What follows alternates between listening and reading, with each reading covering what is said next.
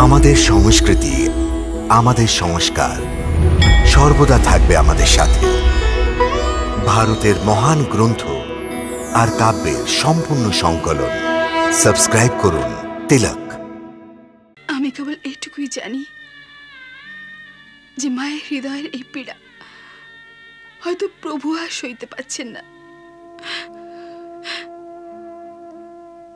সেই জন্য তিনি আমায় দয়া করে এমন এক লীলা দেখালেন, যার ফলে আমার চোখের সম্মুখে আমার আরেকটি সন্তানের হত্যা আর দেখতে হলো না।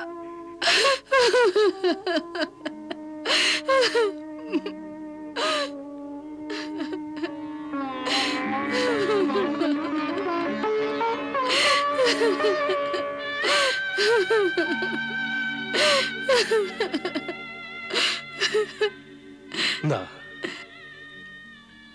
এভাবে কেঁদো না দেবী, ধৈর্য ধরো, সব ঠিক হয়ে যাবে। তারণহার অবশ্য আসবেন।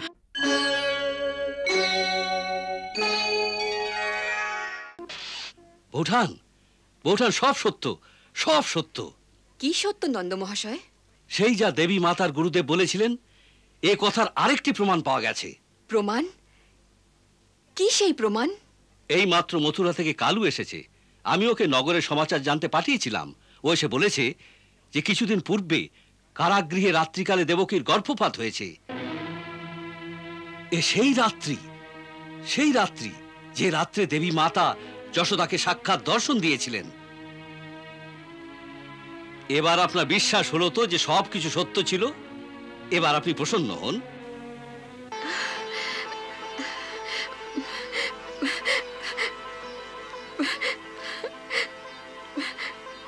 প্রসন্নতার বিষয় আরেকটি আছে নন্দ মহাশয়।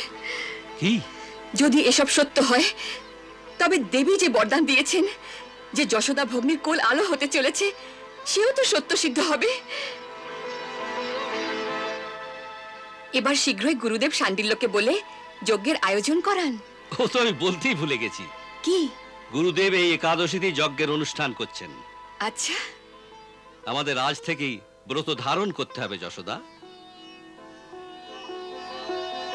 ওম গৌরী মিমায় সলিলানি তক্ষতি একপদি দ্বিপদি সা চতুষ্পদি অষ্টাপদি নবপদি সা বভূবুষি সহস্রাক্ষরা পরমেব ব্যোমন স্বাহা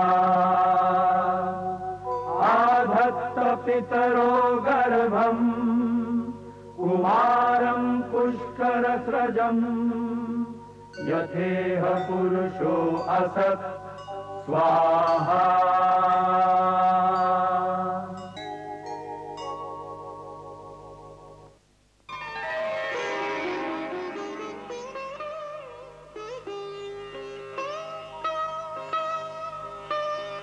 যজ্ঞদেব আপনাদের মনোকামনা পূর্ণ করুন।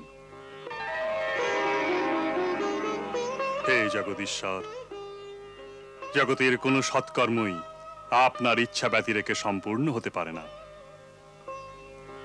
আপনি তো পরম দয়ালু। সেই কারণে দয়াবশে আমাদের ত্রুটি বিচ্যুতি ক্ষমা করে আমার যজমানকে মনোবাঞ্ছিত ফলদান করুন এবং এই সেবকের সংকল্প অটুট রাখুন।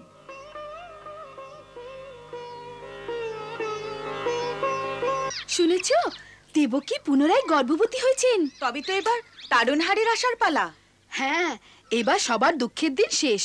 এবার তারণহার আসছেন যে।